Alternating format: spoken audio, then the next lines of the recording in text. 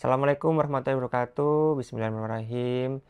Oke, mungkin saya langsung aja ya pada siang hari ini kita akan ngobrolin ini masalah yang sangat penting nih, persiapan supaya nanti anak-anak sehat ketika di sekolahan biar nggak gampang batuk pilek atau kena penyakit influenza.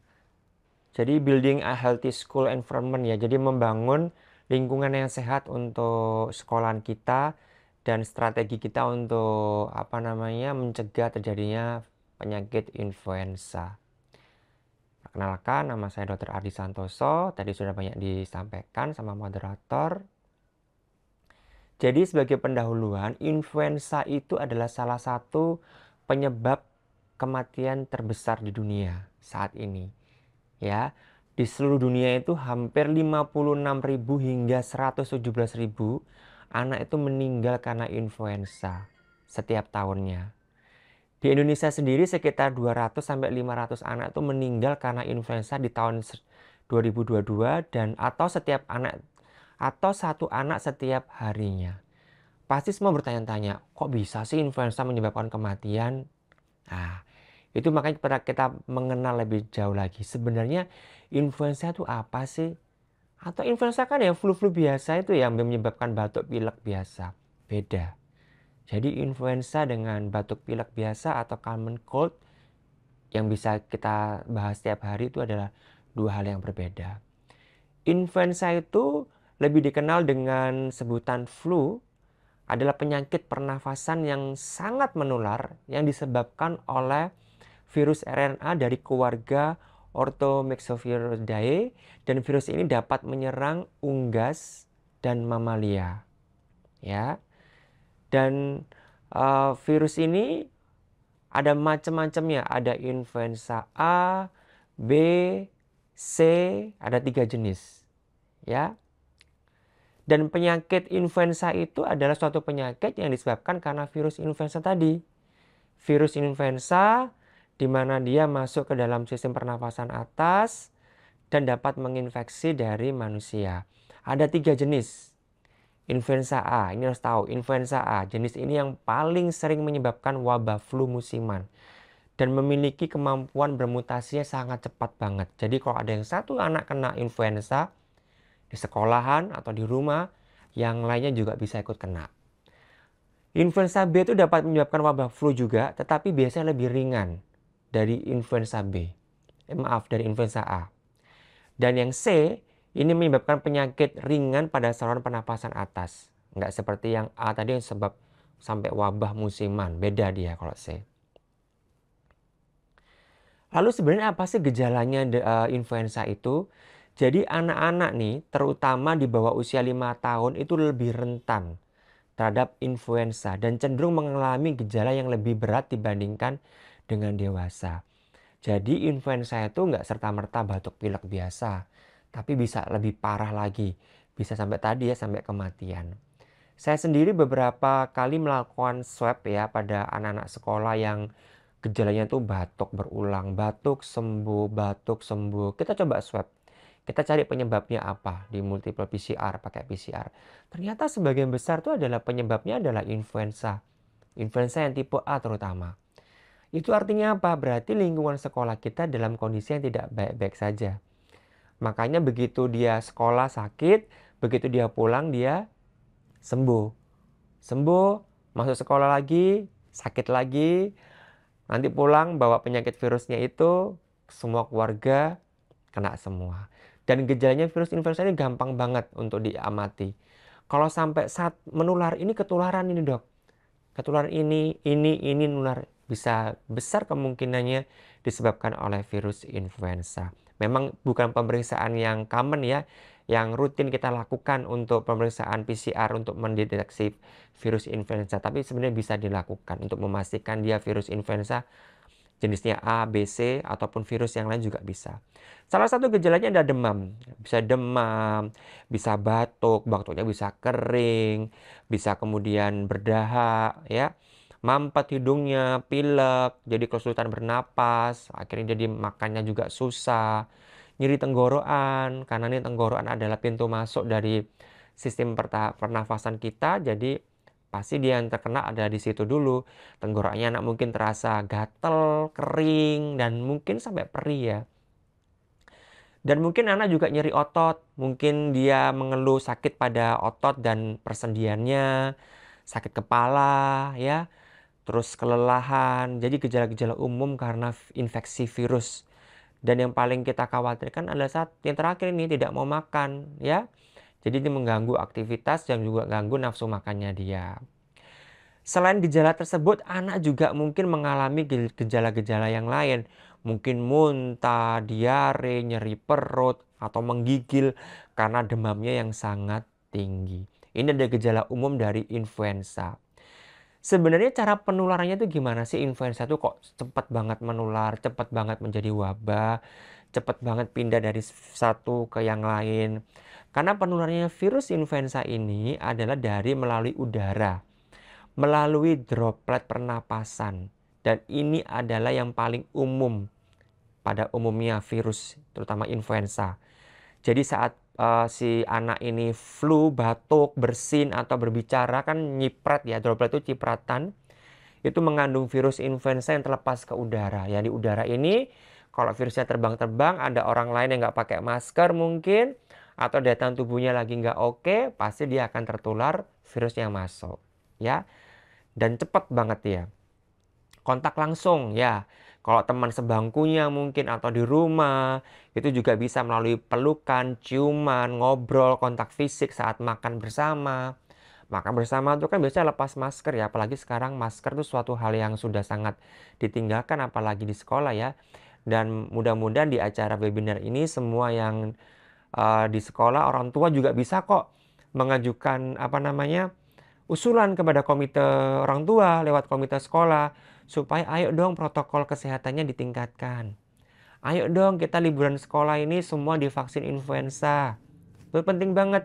Jadi biar anak-anak terhindar dari virus influenza supaya nanti sekolahnya juga lancar, nggak gampang bolos, nggak gampang tertular, dan pulangnya tuh nggak membawa virus. Jadi itu protokol dan ayo diusulkan. Sekolah semua harus imunisasi anak-anak influenza. Ya. Atau mungkin kontak tidak langsung penularannya tuh. Bisa mungkin menyentuh permukaan-permukaan yang terkontaminasi oleh virus tadi, yang cipratan dari anak yang ngobrol tadi. Mungkin dari ganggang pintu, meja, ataupun mainan. Terus kemudian dia memegang hidungnya, menyentuh mulut, dan dapat menyebabkan penyebaran dari virus. Makanya kebiasaan cuci tangan, pakai masker, etika batuk, harus tetap dilanjutkan di lingkungan sekolah ataupun di lingkungan sehari-hari di rumah. Ini adalah epidemiologinya atau sebarannya. Epidemiologi influenza merupakan penyakit yang paling umum diderita di seluruh dunia. Cuma sayangnya di Indonesia tidak common ya untuk mendeteksi keberadaan virus ini di dalam tubuh seseorang.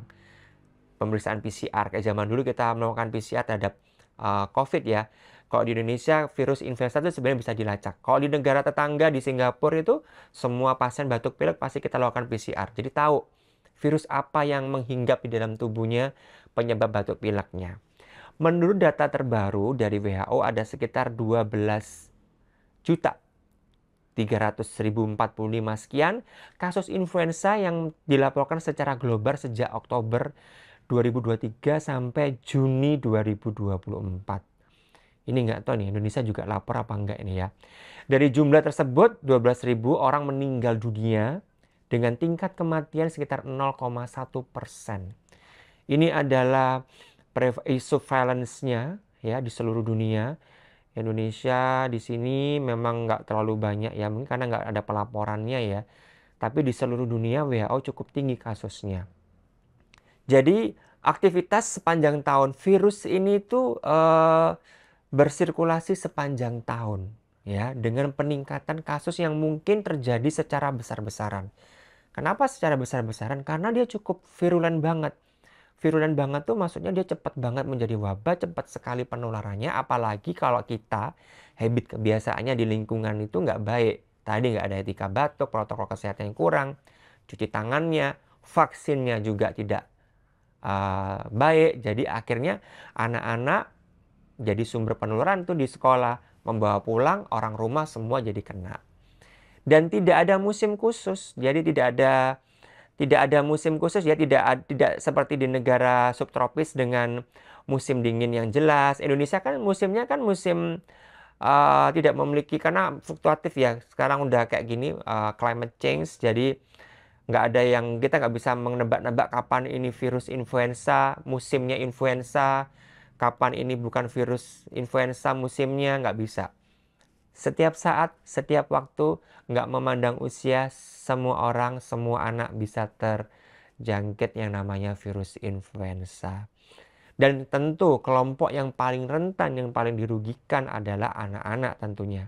Lansia, ibu hamil, dan orang dengan kondisi kesehatan kronis ya, itu lebih rentan terhadap komplikasi serius akibat influenza. Pneumonia, sampai hingga kematian bisa disebabkan karena komplikasi dari influenza ini. Dan jelas ya, virus yang beredar ada jenis yang A, B, C itu dapat beredar di Indonesia.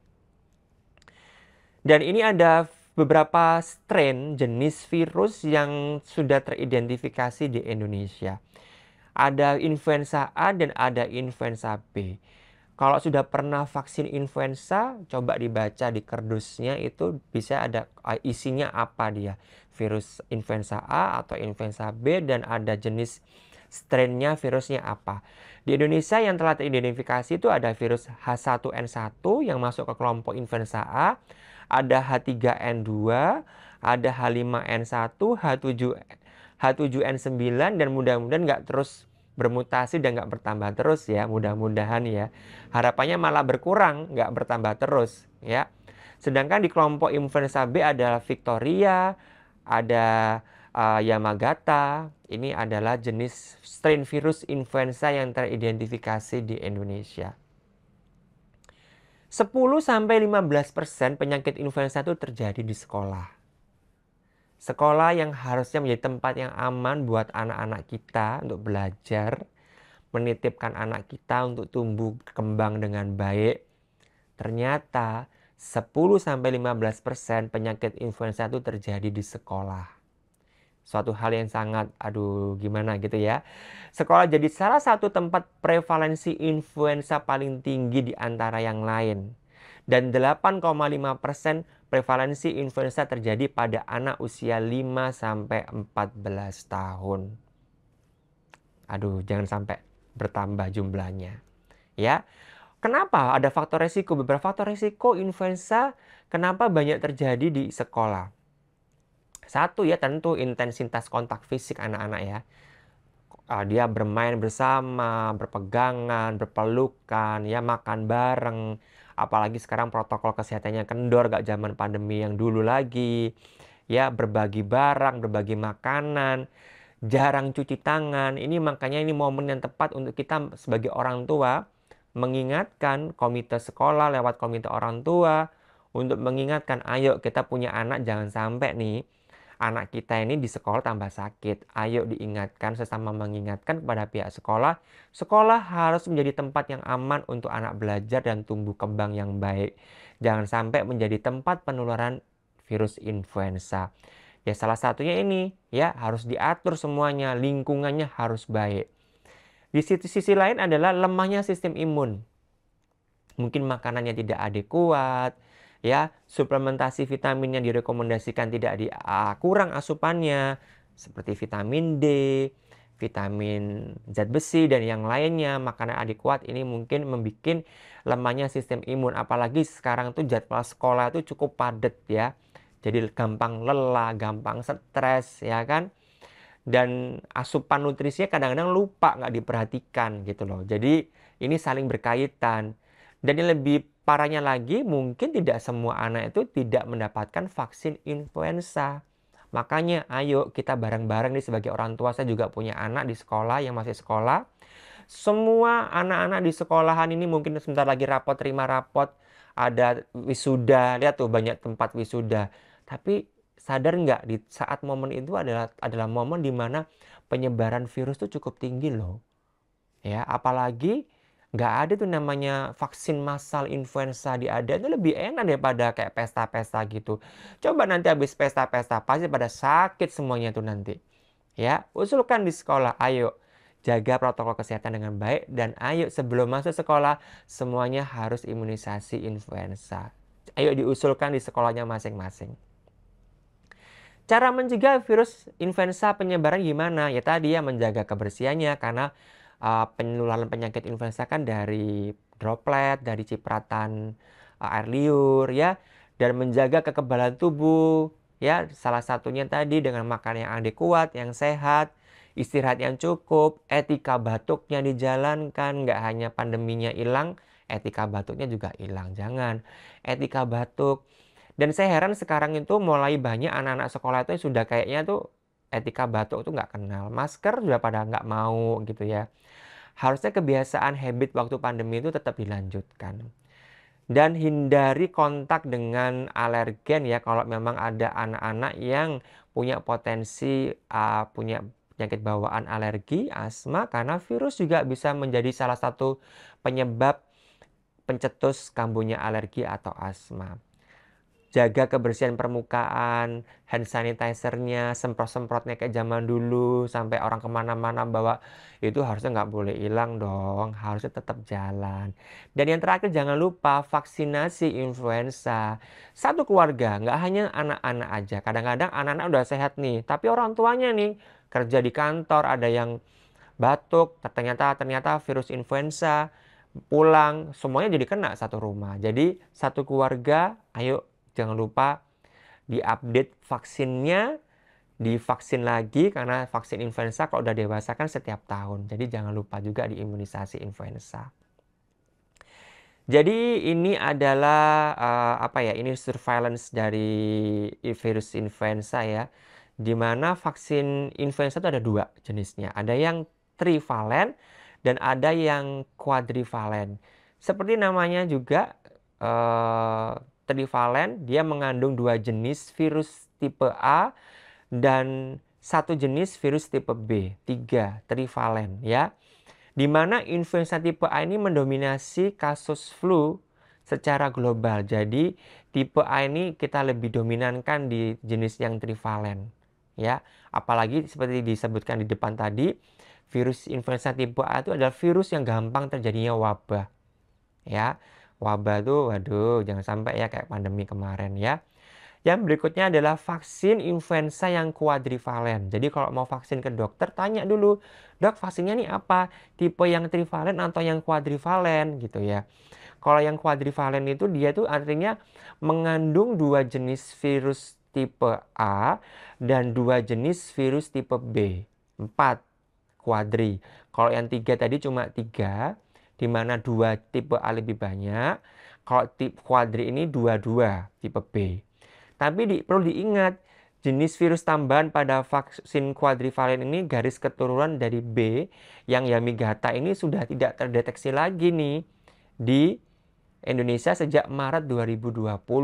Jadi sebenarnya yang kuadrivalen yang isinya 22, di mana yang tipe 2 ada 2 jenis, tapi yang 2 jenis itu salah satunya adalah strain Yamagata itu sebenarnya sudah nggak terdeteksi lagi gitu loh. Jadi sebenarnya dengan vaksin yang cukup trivalen aja sudah cukup gitu, tidak perlu kuadrivalen. Yang penting jangan lupa influenza A-nya harus mendominasi, karena ini adalah yang gampang menular, gampang menjadi wabah.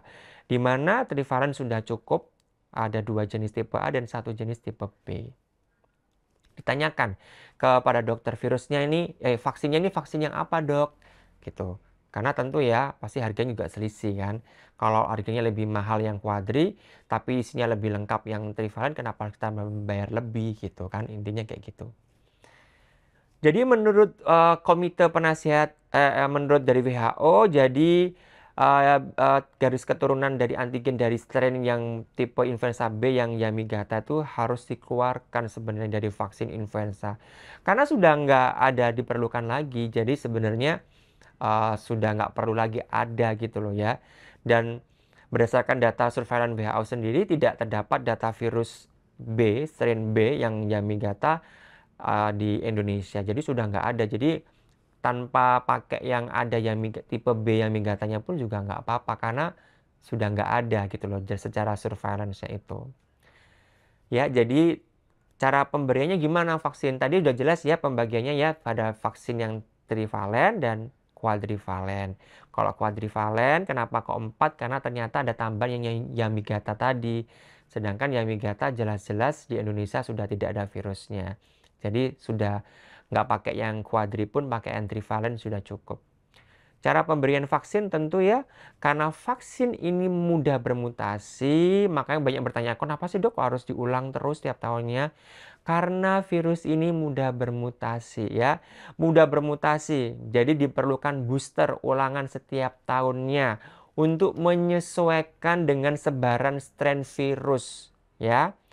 Usia 3 sampai 8 tahun kita bisa berikan dosis inisial 2 kali, interval 1 bulan.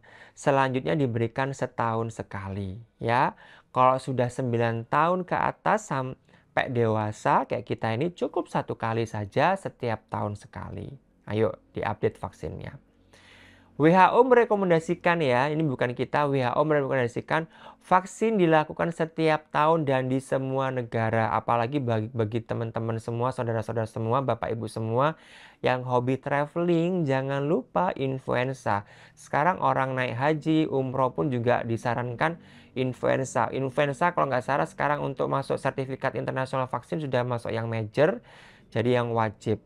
Karena penting banget ya, karena bermutasinya setiap tahun, gampang menyebar, ya, dan kekebalan tubuh tuh seiring bertambahnya waktu kan dia pasti juga akan turun dan melindungi semua orang.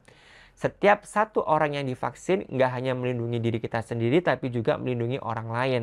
Karena apa? Karena virus ini sangat mudah menular. Jadi kalau kita sudah diimunisasi, harapannya kita nggak gampang terhinggap virus tadi, dan orang lain sekitarnya juga nggak gampang tertular kalau kita tidak diimunisasi kan kita gampang sakit, virusnya gampang menular ke yang lainnya. Jadi kalau kita vaksin akan memikirkan juga orang lain, ternyata orang lain juga akan lebih sehat, lingkungan akan jadi lebih sehat juga. Ini juga jadwal imunisasi Ikatan Dokter Anak Indonesia juga sudah masuk juga di IDAI, di mana kalau di IDAI mulai usia 6 bulan pun harus diberikan ya, sampai dewasa. Diulang setiap tahun, tapi kalau di bawah umur 9 tahun dia harus 2 kali dulu, setelah itu diulang setiap tahunnya.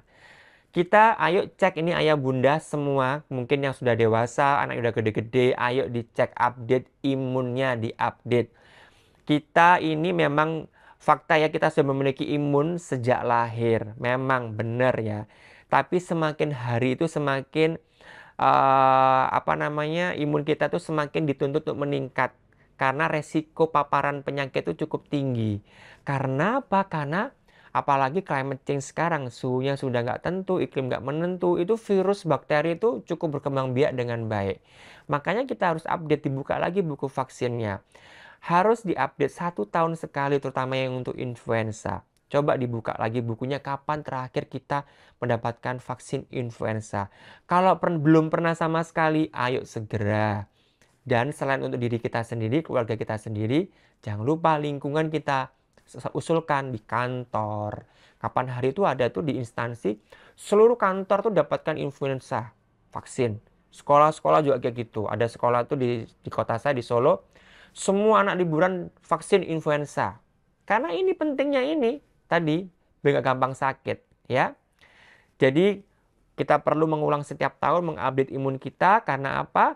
Karena untuk merangsang sistem kekebalan tubuh, mengurangi dampak berat dari virus ini, pneumonia ya, dan yang lain-lainnya. Mengurangi resiko penularan, nggak nulari yang lain. Kasihan kalau temennya ada yang punya penyakit kronis kayak asma gitu kan, gampang tertular nanti. Dan untuk mencapai herd immunity, di mana imunitas dari seluruh lingkungan akan jadi baik juga. Ayo, oleh karena itu, kita mari mulai melindungi dari diri kita sendiri, keluarga kita, dan teman dekat dan rekan kerja. Ayo kita jadi duta untuk mengingatkan semua orang untuk segera imunisasi diri kita, anak kita, keluarga kita, teman dekat kita, dan rekan kerja kita. Mungkin itu yang bisa saya sampaikan. Semoga cukup jelas. Nanti kalau ada kurang-kurangnya bisa kita diskusi.